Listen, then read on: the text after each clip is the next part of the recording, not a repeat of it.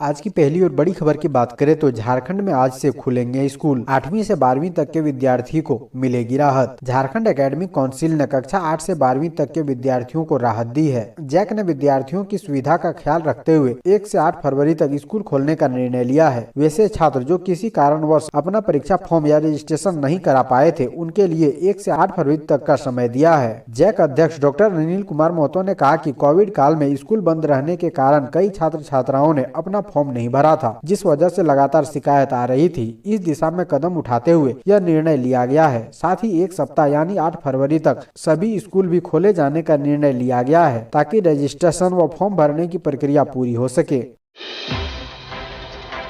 अगली बड़ी खबर की बात करें तो केंद्र कर्मचारियों के भत्ते में एक बार फिर बम्पर बढ़ोतरी। जानिए कैसे मिलेगा फायदा। केंद्र कर्मचारियों के लिए खुशखबरी है। सरकार ने 7वें वेतन आयोग के तहत एक और भत्ते में बम्पर बढ़ोतरी करने का फैसला किया है। दरअसल केंद्र कर्मचारियों को 7वें वेतन आयोग की तरफ से अलग अलग भत्ते मिलते हैं। इसमें अलग अलग विभागों में भत्ते भी अलग अलग होते हैं। इसी क्रम में सरकार ने हाल ही में सरकारी डॉक्टर के लिए जबरदस्त तोहफा पेश किया है। सरकारी डॉक्टर्स के कन्वेंस अलाउंस में बढ़ोतरी की गई है। इसमें सबसे ज्यादा फायदा कार से चलने वाले कर्मचारियों को दिया गया है। केंद्र कर्मचारियों के अलाउंस में इस बार कई गुना का इजाफा हुआ है। इतना ही नहीं, 2 व्हीलर और पब्लिक ट्रांसपोर्ट का इस्तेमाल करने वाले डॉक्टरों के भत्ते में भी बढ़ोतरी की गई है।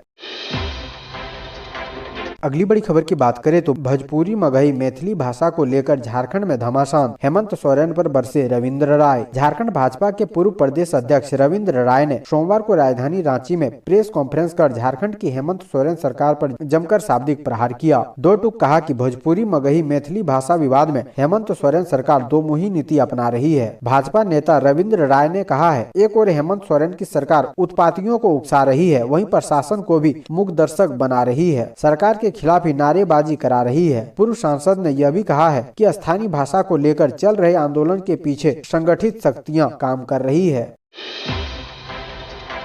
अगली बड़ी खबर की बात करें तो झारखंड कांग्रेस के 2 पूर्व अध्यक्ष प्रदीप बालमुच्चू और सुखदेव भगत ने की घर वापसी। झारखंड कांग्रेस के पूर्व अध्यक्ष सुखदेव भगत और प्रदीप बालमुच्चू एक बार फिर से कांग्रेस में शामिल हो गए हैं। झारखंड के कांग्रेस प्रभारी अविनाश पांडे ने दोनों को पार्टी की सदस्यता दिलाई। सुखदेव भगत ने कहा कि उनके डीएनए में कांग्रेस है, पीढ़ी दर पीढ़ी उनका परिवार कांग्रेसी रहा है। उनका जब भी शव यात्रा निकलेगी वह कांग्रेस के झंडे से ही निकलेगी। वहीं प्रदीप बालमुच्चू ने कहा है कि उनसे गलती हुई थी। पार्टी छोड़ने के बाद भी उन्हें कांग्रेस की महत्व का पता चला। ऐसी गलती उनसे दोबारा नहीं होगी। बता दें कि विधानसभा चुनाव के ठीक पहले दोनों नेताओं ने कांग्रेस पार्टी छोड़ दी थी। साफ है कि आज से दोनों नेता फिर से कांग्रेसी हो गए हैं।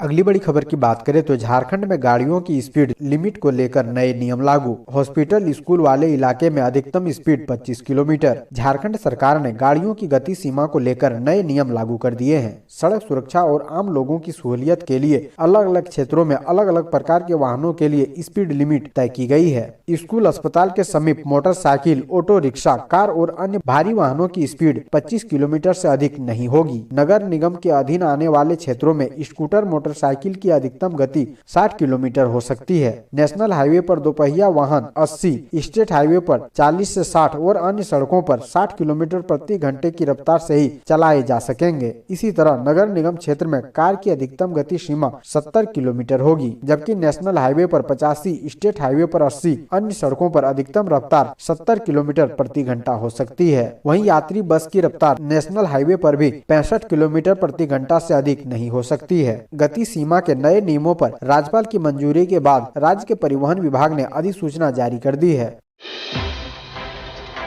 अगली बड़ी खबर की बात करें तो झारखंड में जल्द होगी शिक्षक पात्रता परीक्षा, संशोधित नियमावली तैयार। अगर आप झारखंड में शिक्षक बनने का सपना देख रहे हैं और इसके लिए आप झारखंड शिक्षक पात्रता परीक्षा यानी जेटेट में शामिल होना चाहते हैं, तो यह आपके लिए काम की खबर है। दरअसल झारखंड में जल्द ही शिक्षक पात्रता परीक्षा होने वाली है। ऐसा हम इसलिए कह रहे हैं क्योंकि झारखंड शिक्षक पात्रता परीक्षा नियमावली संशोधन कार्मिक विभाग की स्वीकृति मिल चुकी है। नियमावली संशोधन कार्मिक विभाग की स्वीकृति मिल चुकी है। अब इस नियमावली संशोधन पर कैबिनेट की स्वीकृति मिलने का इंतजार है। उम्मीद की जा रही है कि झारखंड कैबिनेट की अगली बैठक में इस प्रस्ताव को लाया जाएगा और नियमावली संशोधन को मंजूरी मिल जाएगी। बता दें कि इस संशोधित नियमावली के लागू होते ही झारखंड शिक्षक पात्रता परीक्षा के सर्टिफिकेट की मान्यता आजीवन मान्य होगी।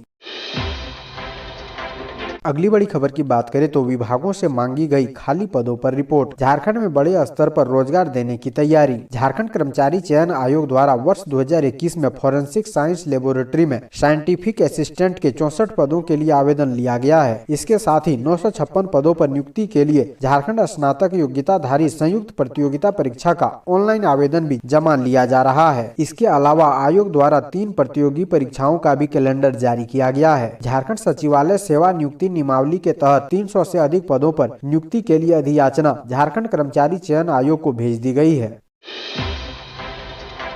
अगली बड़ी खबर की बात करें तो झारखंड में बारिश और वज्रपात के बारे में येलो अलर्ट। झारखंड में फिर से मौसम का मिजाज बुधवार से बदलेगा। राजस्थान में बने पश्चिमी विक्षोभ का असर दिखेगा। इस कारण 3 फरवरी को राज्य के उत्तर पूर्वी, मध्य और दक्षिण में कहीं कहीं हल्के से मध्यम दर्जे की बारिश हो सकती है। इस दौरान वज्रपात की भी आशंका है। इसे देखते हुए मौसम केंद्रों ने येलो अलर्ट जारी किया है। रांची मौसम विभाग के वैज्ञानिक अभिषेक आनंद ने बताया कि कड़ाके की ठंड के बीच एक बार फिर मौसम में बदलाव दिखेगा और बारिश होगी। सोमवार को राजधानी रांची में सुबह से ही धूप खिली है। हालांकि कपकपाती ठंड से राहत नहीं है। 2 फरवरी से ही मौसम का बदलाव दिखने लगेगा। 3 फरवरी और 4 फरवरी को बारिश की संभावना व्यक्त की गई है। बारिश के साथ वज्रपात की भी आशंका है। 5 फरवरी के बाद मौसम साफ हो सकता है।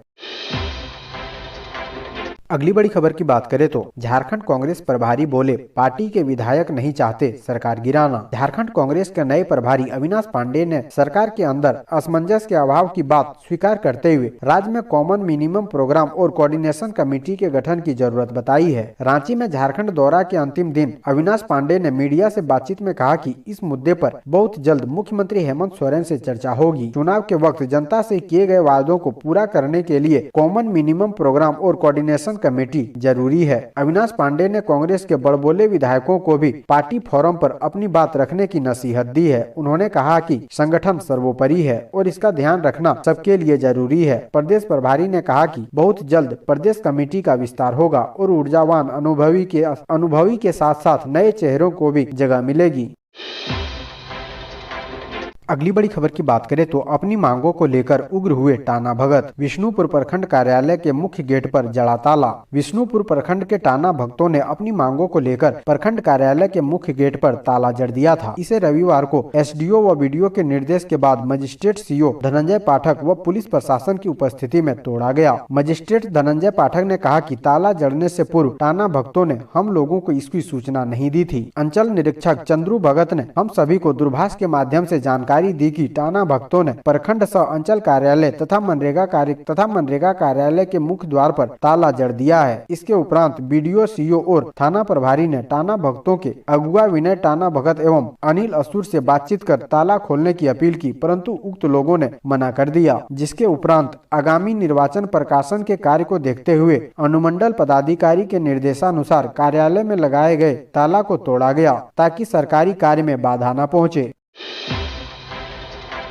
अगली बड़ी खबर की बात करें तो पेट्रोल ले या नहीं, खाते में पहुंच जाएंगे सब्सिडी के 250 रुपए। बीपीएल वर्ग के लाभुक पेट्रोल ले या नहीं, उनके खाते में हर माह सब्सिडी के 250 रुपए पहुंच जाएंगे। पेट्रोल पर मिलने वाली सब्सिडी को लेकर पूर्वी सिंहभूम के जिला आपूर्ति पदाधिकारी सह विशिष्ट अनुभाजन पदाधिकारी राजीव रंजन ने स्थिति स्पष्ट कर दी है। अगर पात्र सारी शर्तों को पूरा करते हुए सीएम सपोर्ट ऐप में निबंधित हो जाता है और डीटीओ उनका सत्यापन कर देते हैं तो उनके खाते में हर माह 250 रुपए की राशि भेजी जाएगी। इसके लिए पेट्रोल लेने की अनिवार्यता नहीं है। एसओआर राजीव रंजन ने बताया कि इस मामले में कोई भ्रम नहीं है। सरकार सभी पात्र लाभुक को छूट की राशि उनके बैंक अकाउंट में भेजेगी। इसलिए सभी अंत्योदय, पीएच और ग्रीन कार्ड धारक इसका लाभ ले सकते हैं।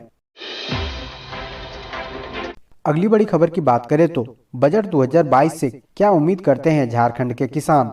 1 फरवरी 2022 को आम बजट पेश होगा। इस केंद्रीय बजट से पूरे देश के हर एक वर्ग के लोगों की उम्मीदें होती है। किसानों को भी इस बजट से इसी प्रकार की उम्मीदें बंधी है। झारखंड के किसानों का कहना है कि इस बार के बजट में उनके लिए कुछ खास होना चाहिए, क्योंकि यहाँ के किसानों के पास सिंचाई की सुविधा नहीं है। इसके कारण सबसे ज्यादा परेशानी उन्हें होती है। किसान यहाँ पर सिंचाई परियोजनाओं की मांग कर रहे हैं। इसके अलावा किसानों का कहना है कि उन्हें पिछले 2-3 सालों से लगातार मौसम की बेरुखी के कारण नुकसान उठाना पड़ रहा है। जितना नुकसान होती है उतनी की भरपाई नहीं की जाती है। अगली बड़ी खबर की बात करें तो झारखंड के 250 सरकारी विद्यालयों में जनजातीय भाषा में पढ़ाई शुरू। राज्य के 250 प्राथमिक व मध्य विद्यालयों में जनजातीय भाषा में पढ़ाई शुरू हुई है। इसमें संबंधित विद्यालय के बच्चों के अभिभावकों की सहमति ली गई है। यह पहल प्रथम चरण में पायलट प्रोजेक्ट के तहत की गई है। यहाँ बता दें कि झारखंड शिक्षा परियोजना ने इस अभियान में 4600 स्कूलों को चुना था। मामले में संबंधित विद्यालय प्रबंधन समिति ने भी सहमति दी है। अगली बड़ी खबर की बात करें तो पीएम आवास के लाभुकों का होगा सत्यापन। प्रधानमंत्री आवास योजना के देवघर में चतुर्थ घटक के लिए आवेदन करने वाले लाभुकों का सत्यापन होगा। जांच के उपरांत लाभुकों को योजना के तहत आवास निर्माण की स्वीकृति दी जाएगी। नगर प्रशासक शैलेंद्र कुमार लाल ने सत्यापन के लिए नगर प्रबंधक सहित सभी सामुदायिक संगठनकर्ताओं को वार्ड आवंटित कर जाँच का निर्देश दिया। अगली बड़ी खबर की बात करें तो सरकार के आदेश के खिलाफ धरने पर बैठे मोरहाबादी के दुकानदार। रांची के मोरहाबादी इलाके में बीते गुरुवार को हुए गैंगवार के बाद धारा 144 लगा दिया गया है। इलाके से तमाम दुकानों को हटाने के आदेश दिया गया है। सब्जी बाजार व ठेला लगाने पर भी रोक लगा दी गई है। रांची नगर निगम के इस आदेश के खिलाफ दुकानदार धरने पर बैठ गए हैं। दुकानदारों का कहना है कि पहले कोरोना फिर लॉकडाउन, अब जब स्थिति सामान्य हुई है तो सरकार उनके सपनों को कुचलने की कोशिश कर रही है। अगर उनकी दुकानें हटा दी गई तो सैकड़ों परिवार भूखे मर जाएंगे। रोजगार दिए बिना दुकान को हटाने नहीं देंगे, जान दांव पर लगा देंगे। अगली बड़ी खबर की बात करें तो यह मोबाइल ऐप सड़क हादसों पर रखेगा नजर, कारण और निदान की देगा जानकारी, इलाज और पुलिस एक्शन भी होगा आसान। रांची सहित पूरे राज्य में रोड एक्सीडेंट काफी बढ़े हैं। हर साल इससे हजारों लोग अपनों को खो देते हैं। हादसों को कम करने के लिए लगातार प्रयास हो रहे हैं। इसी कड़ी में अब एक और पहल हो रही है। अब रांची समेत देश भर में होने वाली सड़क दुर्घटनाओं पर केंद्र की सीधी नजर रहेगी। इन दुर्घटनाओं को वास्तविक कारणों का विश्लेषण कर आवश्यक सुधार करने का भी प्रयास किया जाएगा। दरअसल दुर्घटनाओं पर नियंत्रण के लिए केंद्रीय सड़क परिवहन एवं राजमार्ग मंत्रालय ने राष्ट्रीय सूचना केंद्र और IIT मद्रास के सहयोग से IRDA यानी कि integrated road accident database mobile app और वेब एप्लीकेशन तैयार किया है। रांची में 1 जनवरी से यह शुरू हो गया है। झारखंड के अन्य जिलों में भी इस ऐप का इस्तेमाल शुरू कर डाटा अपलोड करने का काम जारी है। यह ऐप बताएगा सड़क दुर्घटनाएं क्यों हो रही है, किस इलाके में सबसे अधिक दुर्घटनाएं हो रही है, जिले में कितने ब्लैक स्पॉट है।